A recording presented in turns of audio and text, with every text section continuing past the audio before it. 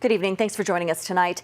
New this evening, Omaha boxer Steven Nelson has his day in court for allegedly shooting a teen girl while looking for his stolen car. 6 News' Johan Marin was in the courtroom today and breaks down what the judge had to say.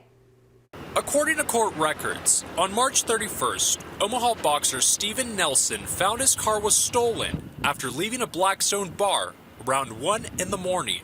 Court records say he was then picked up and taken home, and then he told authorities he realized he left his phone in the stolen car, so he decided to track it.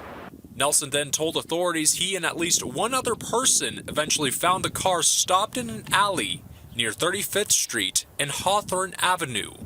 Court records say he then got out, walked to the stolen car, and fired a gun, hitting a 14-year-old girl inside. Court records show 3 teens in the car fled the stolen vehicle.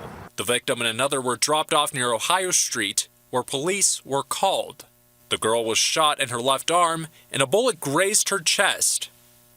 Now, 3 weeks later, Nelson appears before a judge. Mr. Nelson, there are 5 charges filed in this matter, and count 1 is... According to the judge, those 5 felonies include 2 counts of attempted assault and 1 count of unlawfully firing a gun.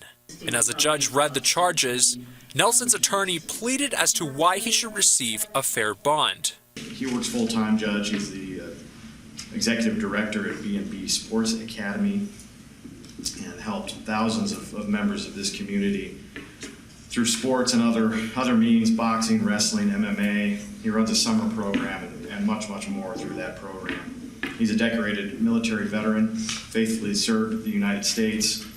Court documents also show Nelson retrieved the stolen car and called the police, which led to his arrest.